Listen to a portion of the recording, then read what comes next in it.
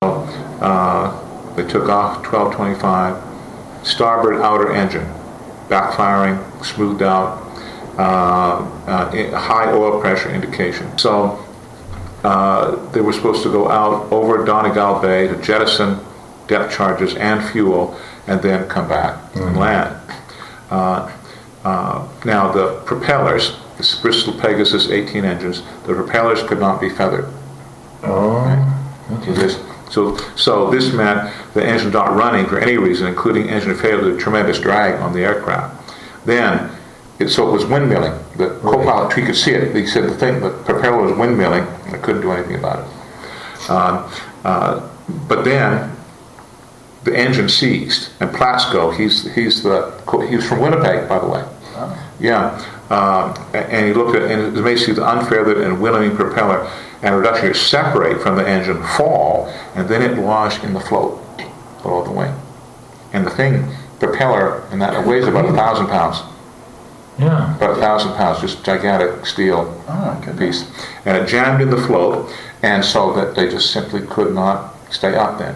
Not possible. Incredible weight on that. And you know, and so that's. And then the engine caught fire, and they had to stop jettisoning fuel because the fire was right by the drain cocks for the fuel coming out. So they had to turn that off. And then, there's the propeller and reduction gear weighed about 1,000 pounds, and so they began a wide turn and want to put down this peat bog, which is just across the border in Ireland, as you can see. So the captain ordered the crew to take their ditching positions. The engineer's position is stationed, is that photo we saw? Behind, on the upper deck, behind the pilot. Now, I believe this is true, that my dad as an engineer never took his ditching position because he was trying to jettison the depth charges. Oh, yeah. They were only, when this all started, they were only like 1,200 feet. Not very high. They didn't fly very high. Yeah. Yeah. So Plasko talks about keeping the plane level and thinks they were just at stalling speed when they hit the ground, heading more or less southerly. And my dad was thrown back against a structure in the aircraft. Consequently, his spine was fractured. And this is what he suffered from the rest of his life. And then he had pretty serious burns. So then the bog was not level. Reports say the ship hit a knoll, which would actually be a road, of which I have some photographs. The tail section broke away and the plane burned.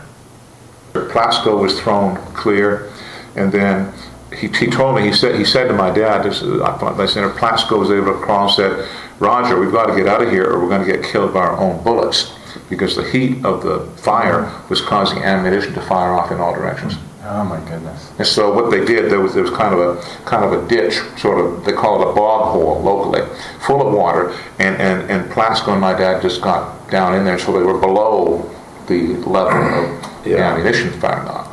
But that's what he said. I said, Roger, got to get out of here. We're going to get killed by our own bullets. Now, this is what caused the problem here.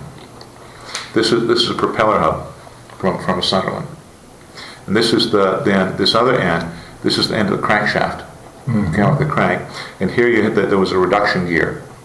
I'm not quite sure, but I presume that means to slow the speed down. What that is, that's a reduction gear there. Okay. So this is not from that plane, but it's from another one, which shows this same problem had happened a number of times. And apparently, if the prop had been featherable, then it wouldn't have happened. Because it's not featherable, so the prop is forced to windmill against the engine, which was then by this time not running and seized up, and so it just broke right off there off the crankshaft, and then it fell and got in that float, and that's why because it had happened before and happened after. I'm told this by pilots and co-pilots, and they didn't worry too much because the thing would just spin off and typically fall down in the ocean. Yeah. And they could fly on. They probably couldn't take off on 3 engines, but they could still keep flying on 3 engines.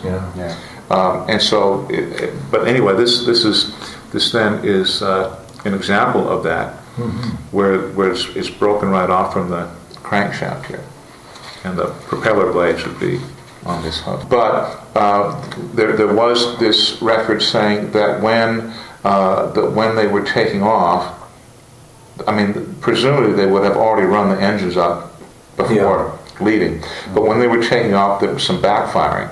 That's right. Which smoothed out. But then they had an indication of high oil pressure in that engine. And they called back. And they called back and said, and they got. The thing is, the crash didn't have to happen because for several reasons. They had already many times landed Sunderlands back on the water with a full load of fuel and a full load of bombs. It had been done many times. But the protocol was, and these are all these people who are 21, 22 years old, who have been flying these planes like 20 or 30 hours on them. That's all I thought. But it's wartime, so that's what we have to do. But that's the protocol. Jettison your fuel, jettison the depth charges, and then come back. If the pilot had just taken charge, he could have said, and the co-pilot told me this himself, he said it didn't have to happen. He said all we had to do was radio back and say, no, we're not going to do that. He said we could see the river, the Arun River right below us. We could have just said, no, we're just going to come down here on the river and you can just send a boat out to tow us back. It would take you all day, but too bad. Yeah. But no, the protocol was, jettison the depth charges, jettison the fuel, and then try to get back. And it was this effort to do this and taking the time to do it that really ended up with the problem. He said we could have been down on the river in 4 or 5 minutes. But they were 21, 22 years old, and they were taught to follow the rules, and that's what they did. Yeah. But other pilots, more seasoned pilots, had even the commander of the station, whose name was Frizzle, Canadian guy. He'd have done it himself. He'd put these things back down, full load of fuel, full load of depth charges. And the depth charges, part of the story is that the depth charges wouldn't have been a problem anyway, because they were depth charges. Yeah, they were set to go off at about 30 feet of water under pressure. Oh, I see. And said no, they would have been fine. Yeah. It would have been just fine.